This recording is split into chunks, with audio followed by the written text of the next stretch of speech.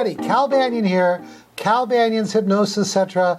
with Meredith Locker. And by the way, if you're watching this video anywhere except calbanyan.com, go there right now because right below this video is all kinds of additional information that goes along with the show, links and things like that.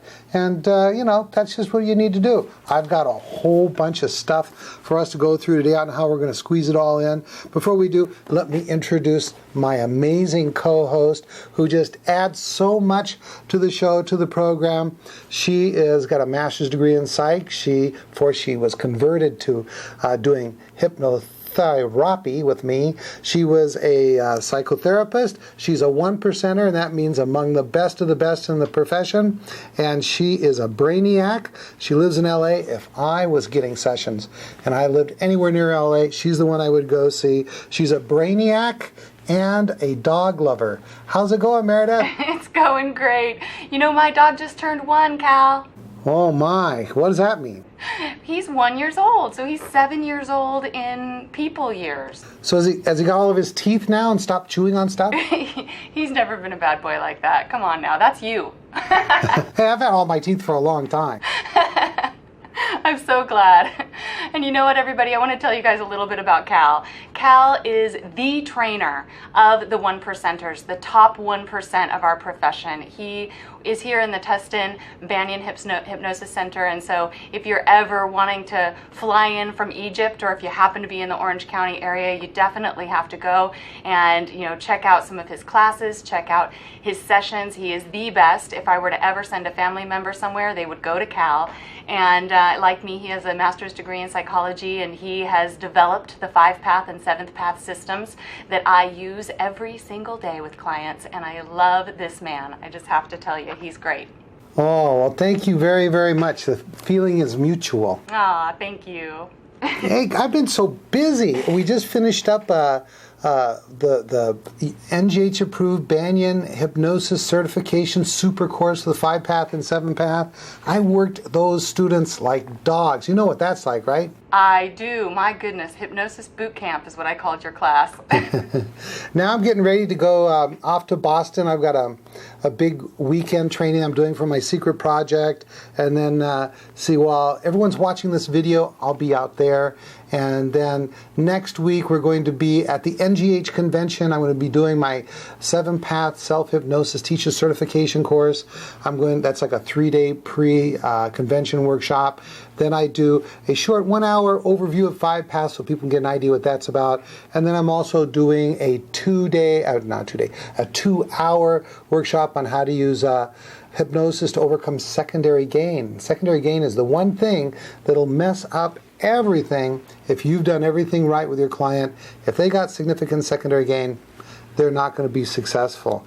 What you been up to? You know what? I am planning a trip to Kauai. I leave in 2 weeks, Cal. Wow, what are you going to do? They going to surf or what? I am going to surf. No, I'm not a surfing girl. I'm going to kayak, and I'm going to hike, and I'm going to do yoga, and I'm going to commune with nature, and I'm going to do lots of 7th path. I'm really looking forward to some quiet time. I just had this mental picture of you and your dog on the surfboard. No, he's a Chihuahua. He doesn't like water. They don't do water. How long are you going to be in Hawaii? For a week and a day. Oh, that's a nice long time. You can really do a lot of stuff, huh? Yes. I'm really looking forward to it. I've never been to Kauai. I've been to other islands in Hawaii, but never the Garden Island, and I can't wait to see the beautiful, pristine nature that I've heard all about over the years. Wow, really nice. Mm-hmm. Hey, I gotta boast a little bit. A few weeks ago, I did a 40-mile bike ride, but this last weekend, I went with some friends, and we really didn't know how long the ride was going to be. I said, it's going to be at least 40 plus, because I wanted to go farther than I had before. I thought maybe at least 50, and we did a 60-mile bike ride. I'm so proud of myself. Wow. You know, everybody, I have to tell you, Cal has been trying to get me on a bike with him for quite a while now. And I just keep, yeah, Cal, and oh gosh, and then he'll get me really pumped up one day, and I just keep putting it off. But every time he has one of these stories, it does motivate me. Because 60 miles, that is really, really cool. Good for you. Thank you. I think I just might make that 100 miles, so that's my big goal. Yes, I know you will. I think I will. You know, doing that 60 miles made me think, okay, now I can do it. And I'm getting my bike in shape. I had the cassette replaced. I didn't even know bikes had cassettes, but that's the gears in the back by the rear wheel. Yep. New chain, new seat, all this stuff. I'm ready to rock and roll 100 miles. I love it. I love it. Tell everybody when your first 100-mile ride's going to be. It's going to be September sometime. It's the Amtrak Century Ride. It's in September. So I do the convention. I got a couple more weeks to get my butt back in the saddle and, keep going. And then off I go. So I'm very excited about it. You can tell. Yeah, so anybody want to keep Cal company, come on out in September for this 100-mile ride, and you can support his way to the finish line. So many people, they have trouble staying motivated for stuff. That's what's really nice about being a hypnotist. Some self-hypnosis. You know how the mind works. You can watch out for that stinking thinking and really stay on track and reach your goals, right? I agree completely. I think that we have to pay attention to our stinking thinking. We owe it to our clients, we owe it to our communities, our families, to really pay attention and to keep that in check, because I think that we're constantly teaching with every move and everything that comes out of our mouth. Don't you think, Cal? Ooh, you've been studying your 7-path, haven't you? Indeed. Good. Let me get a couple of other quick little announcements in, then we'll get rolling on the topic for the day, which I think is going to be really, really good. I got my next certification course coming up in October, and I'll put a link right below to that, and you can still get on a $250 early enrollment if you act right now. That's the 10-day course. Full certification and 5-path and 7-path. And then the Week of Power Advanced Hypnosis Training, that's for people who are already certified. That's coming up November 1st through 7th. And speaking of Our Hypnospace, we're streaming out live to Our Hypnospace right now to the members. And we now have gone over 325 members in a short period of time. I'm very, very happy with how that's been going. All right, let's see. Let me see if there's anything else on my list we can get rolling. Did that, check it off. Did that, check it off. Did that, check it off. Can I share something, Cal? Yes. I just want to wish Maureen Banyan a very, very happy birthday. It's right around the corner. I think it's just about a week away, a little over a week away. And I just want to wish her a happy birthday. She's one of my favorite people in the world. She darn well better be one of yours, Cal. And I hope it's a great year for her. That's right. Her birthday is August 6th. Yes. And I got her something very romantic, and I already got it for her. Well, I can't wait. I can't wait to see and find out what it is. A new GPS. What? That is not romantic. That's what she wanted. That way she can always find her way back home to me. Aw, okay. Well, you better write her a little poem about that for her. All right. Hey, so you ready to get on with the topics? Get on here. I am. Let's do it. All right. So, guess what we're going to talk about? We're going to talk about the 10 keys. Now, you guys know I do 10 keys series. I've done 10 keys for doing direct suggestion right. I've done 10 keys to age regression. I've probably done another couple of 10 keys series, and they've been really well received. I think it really gives a lot of quality content. So that's what we're going to do today. I'm going to talk a little bit about what that's all about. 10 keys for finding lost items using hypnosis. And this couple things here. So people lose money, jewelry, guns, pictures, diaries, checkbooks, and so on. And with the proper training, you can help them find these lost items. And it's kind of funny how it all started for me. Was we have this rule at our office, and that is if it's something that one of our hypnotists or hypnotherapists is trained to do, then we always say, hey, that's easy, we do it all the time. And sometimes that gets us some really interesting things, because remembering lost items and finding lost items is just a matter of doing age regression in a very thorough way. And it all happened for me the first time on TV. Our receptionist set me up an appointment with one of the local news anchors at the time. Her name is Pat Miles. I think she was on Channel 11 in Minneapolis, and she had lost her father's or grandfather's, I don't remember for sure, World War II diary. And that he had secretly kept this diary while he was a prisoner of war at risk of his life. And she had inherited it, and she had lost it. And so we said, yes, we can help you with that. And so the whole film crew comes in and videotapes it. And that really when it went out on the news, and I started seeing a whole bunch of people for that, because there's a lot of people today that thought, oh, I'd really like to be able to find this and that and this and that. So I did a lot of it. And then what made me think about it for the show as a series was about a week ago, someone from out of state called and wanted to know if I could help her find something. And evidently, it's kind of interesting, she had buried, according to this person, a substantial amount of gold in her backyard. And a substantial amount of gold in her backyard. And she had forgotten where it was. Don't you think you'd write it down somewhere, a code or something? But she didn't. And so she had made an appointment to come in and see me. And then that's what made me think about doing the show. It just so happened that I didn't do the session with her because she then gathered some evidence that made her think that someone had actually moved it, and that I can't help you find or remember something you didn't know about. If someone had moved it, then I can't help you find it. But with that, I gave you, Meredith, a list of the 10 things I'm going to go over. So I'm going to start going through these, and you can just chime in and add. Like, I'm going to go over one, and then if you want to add something to what I said, just go ahead and do that. Is that okay with you? Sounds good to me. All right. Getting ready here. Dun, dun, dun, dun. Okay. Survey said? No. That's a different show, isn't it? Yes. Okay. Number 1. You can only recover memories, not make them know what they didn't know. And that's exactly what would happen with this lady. You have to know when to turn down clients. That's a big part of being successful. I mean, you want to work with the people you can work with and not work with the people that you can't help. And she was talking to Maureen on the phone and said, maybe Cal can put me into a deep enough state of hypnosis where I could just know where it is. And if she never knew, then there's nothing to recall. I guess she wanted to turn her into a hypno-psychic for a few minutes. And, there's people out there that think you can do that, and maybe you can. Let's say maybe you had half a chance of doing that.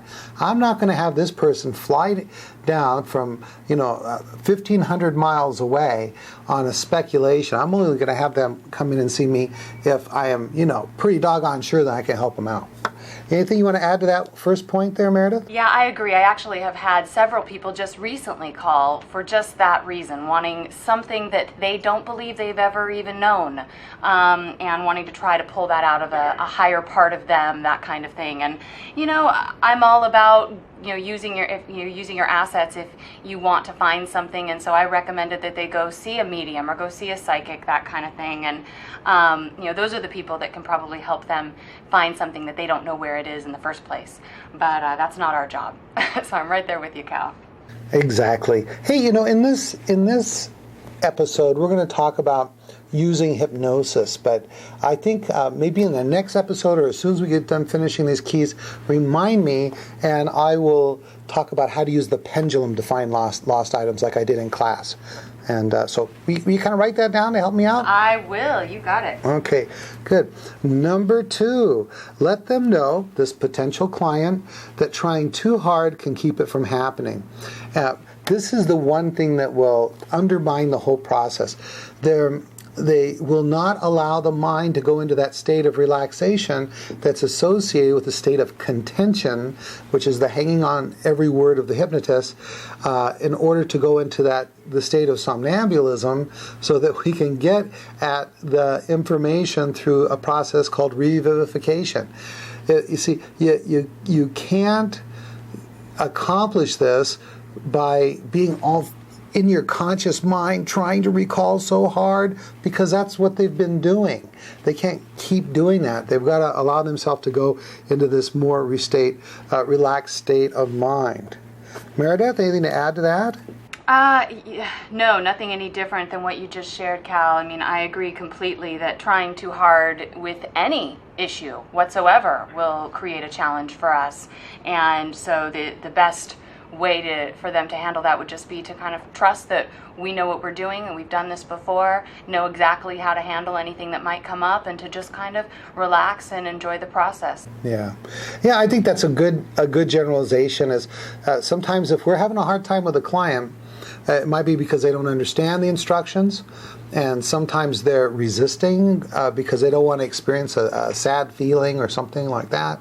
And the other time is they're just trying too hard, trying too hard to experience that age regression. So number 3 is a way to take some of that stress off. Whenever you do this finding of lost objects, what you want to do is schedule more than one session. Even if you've got a history of getting it in one session, you're just an expert at this, schedule a second session. If they don't use it, that's okay. That's fine.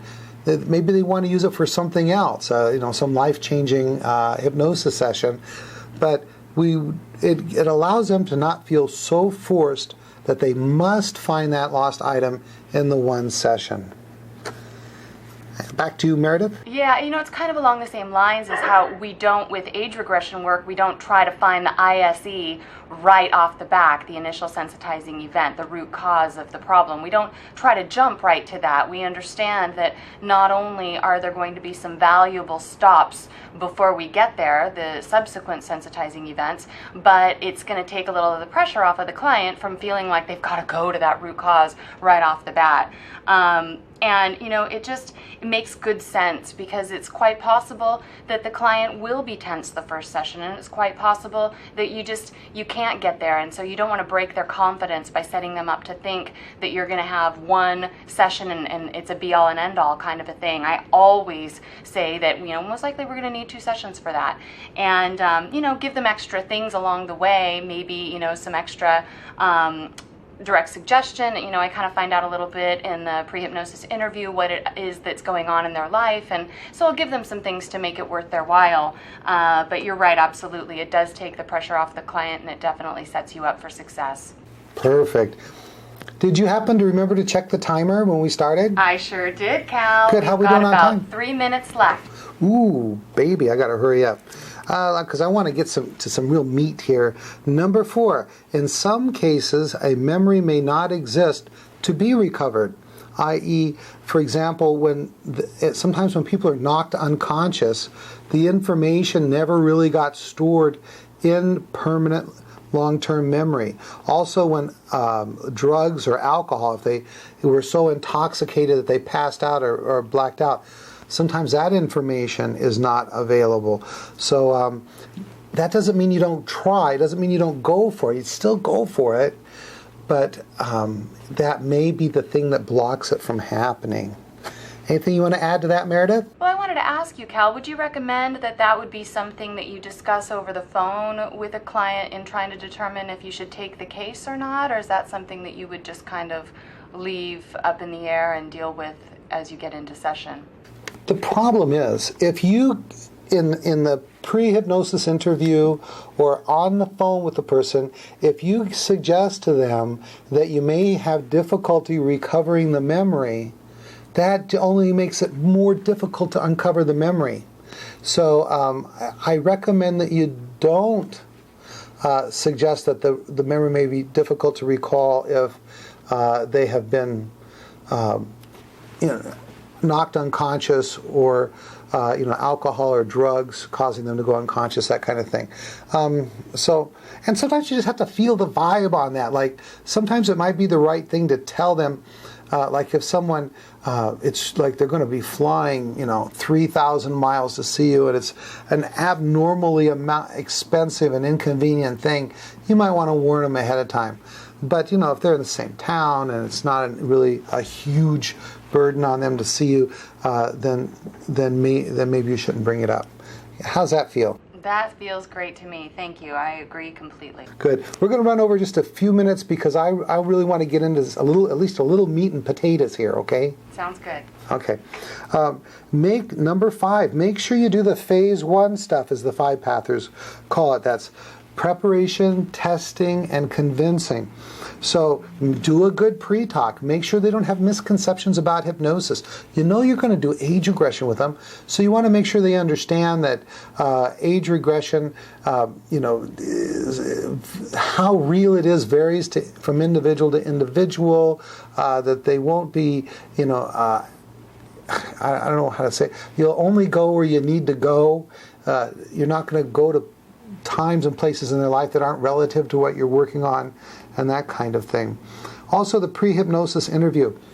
Just get a thumbnail sketch of the history of the problem. You don't want to spend too much time in the pre-hypnosis interview on how difficult it's been for them to find it. You just want to find out, okay, tell me about the item. When do you last remember having it? And that would be about all you want to know. If you get into this, I looked here and it wasn't there, and I looked here and it wasn't there. What happens is they're just reinforcing in their mind that it's not in these places. Now, when I worked with Pat Miles, what happened was we had a breakthrough. In her head, she thought, it's in my office, it's in my office, it's in my office. Maybe it's in my desk, maybe it's in my locker. But she just had it in her head that it was in her office. And in the hypnosis, we uncovered that it was in the house. And then we did not, in the time we had, in the first session, find out exactly where it was in the house. But I gave her some suggestions to help her find it. And I'll get to that in the 10 keys here about what you do if it's not uncovered in the actual session. I'll give you some tips on how to handle that. Also, down below, I'm going to put a link to Hypnosis Podcast number 65, Free Hypnosis Training Topic, 10 Keys to Doing Direct Suggestion Right.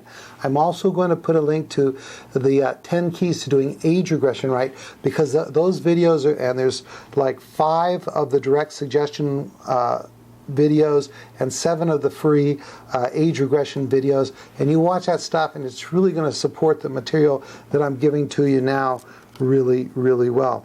And so make sure you do phase 1, because you need a hopeful client and a somnambulistic client, and that is the basic criteria of what we're trying to achieve in the preparation, testing, and convincing phase, which 5-pathers call phase 1. You want to add anything to that, Meredith? Well, Cal, as far as the finding out about the item, what I've found to be important is to find out how it's important, why it's important to the client. And the reason why I find that out is partially just to motivate them there at that point in the pre-hypnosis interview to find it even more than they already are by coming to me. But the other part of it is if for any reason we're having any kind of struggle getting them there, it's nice to remind them of, I know that this might be a challenge for you right now, but if you're able to just take a deep breath and let go, we're going to be able to find this item that means so much to you for this reason, and this reason, that kind of thing. Just as a little reminder to them to step up their motivation, to kind of inspire them to follow my instructions a little bit more readily. Good, fantastic. And actually in number 10 of the 10 keys, I'm going to talk about how emotions can either help or block the process. So we'll get to that next episode. So let me slip in one last of the 10 keys before we wrap up this episode. And that is, do hypermnesia first before you go for revivification, which is true age regression. Now, hypermnesia means just improved memory. So we're not actually going to have them go back and relive the situation at this point. Right now, we just want them to kind of start activating that memory stuff. So I like to do, it's kind of a modified Don Monton technique, and I'll say, I'd like you to remember 3 positive times in your life. Just nod your head when each one comes to mind. One was a time around a bicycle, and I have them remember that, and they nod their head, or I'll have them raise a finger. Another time is around water, a pleasant time, could be a sprinkler, could be a puddle, whatever you want. And another time, so we have the bicycle, the puddle, and a swing. And then what I'll do is, let's see here, I'll have them just remember those events and describe some of it.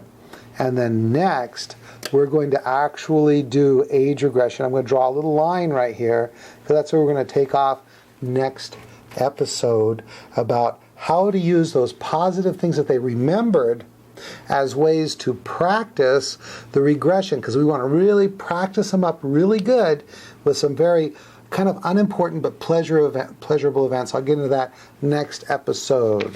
You want to wrap it up for us, Meredith? All right, thank you guys for tuning in. We will be back with you to finish the 10 keys of finding lost items. Looking forward to wrapping this up. It's really interesting work to do, always fun. And this is Meredith Locker, working out of Los Angeles, California, but filming here at the Tustin Banyan Hypnosis Center. Back to you, Cal. All right, did we give them your website? I don't think we did. It's yourpathhypnosis.com, and it'll be right down there if you're on calbanyan.com watching this.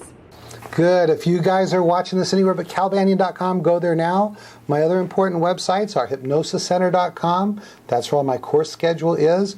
We got hypnosis.org, where we organize the world of hypnosis for you. Everything you can get free, directory listings, help you get some more clients and that kind of thing there. And let me ask you, are you open to learning how to help your clients even more into health and wealth, and maybe you into greater health and wealth? Then email me and I will spill the beans on my secret project, and we can do great things together. That's it. Cal Banyan, signing off.